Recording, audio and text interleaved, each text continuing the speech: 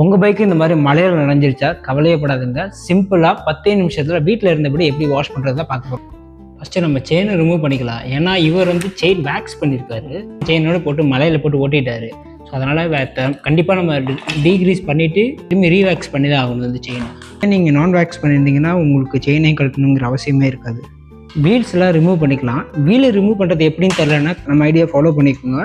நம்ம ஐடியாவில் ஆல்ரெடி வந்து வீல் ரிமூவ் பண்ணுறது, குயிக் ரிலீசர், த்ரூ ஆக்சல் வீல்லாம் எப்படி ரிமூவ் பண்ணுறது வீடியோ போட்டிருக்கோம். ஸோ உங்கள் செயினே இந்த மாதிரி வந்து நல்லா மண்ணில் இதாகிடுச்சு அப்படின்னா இது மாதிரி டீக்ரீசர் வாங்கிக்கோங்க. அப்படி இல்லை அப்படின்னா நார்மலாக சோப் போட்டு கழுவிடுங்க செயினை. வாஷிங் ஸ்டாண்டு தான் வேணும்னு அவசியம் இல்லை. நீங்கள் வீட்டில் சைக்கிளில் தலைகளாக கூட கவுத்து போட்டுக்கலாம். முக்கியமாக வந்து டிரைவ் ட்ரெயின், எஃப்டி, ஆர்டி வந்து த்ரூ ஆக்சல் இதெல்லாம் வந்து டீக்ரீசர் இருந்துச்சு அப்படின்னா பெஸ்ட்டு. நீங்கள் நார்மலாக வந்து சோப் போட்டு நீங்கள் ஹார்டாக நீங்கள் ப்ரஷ் பண்ணுற மாதிரி இருக்கும்.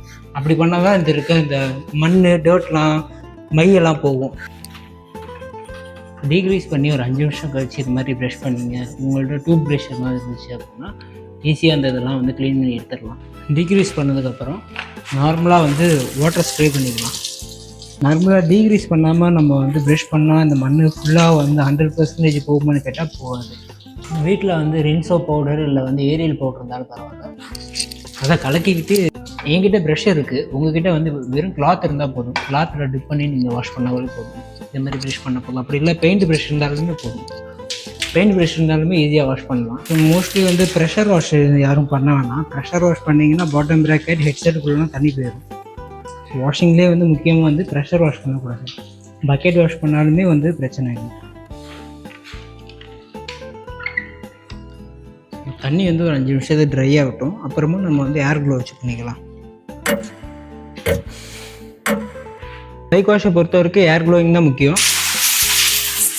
வாஷ் பண்ணதுக்கப்புறம் ஏர் க்ளோயிங் பண்ணலன்னா நம்ம உள்ளே இருக்க தண்ணியெல்லாம், போல்டு நட்டுக்குள்ளே இருக்கிற தண்ணியெல்லாம் எடுக்க முடியாது.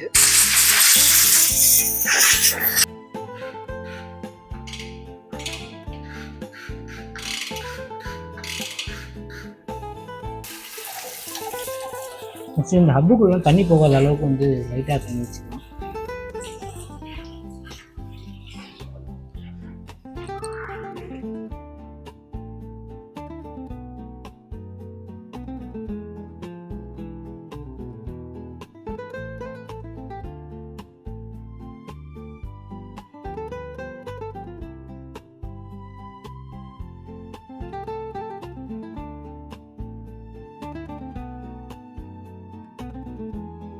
இந்த செயினுமே வேக்ஸ் பண்ணியாச்சு.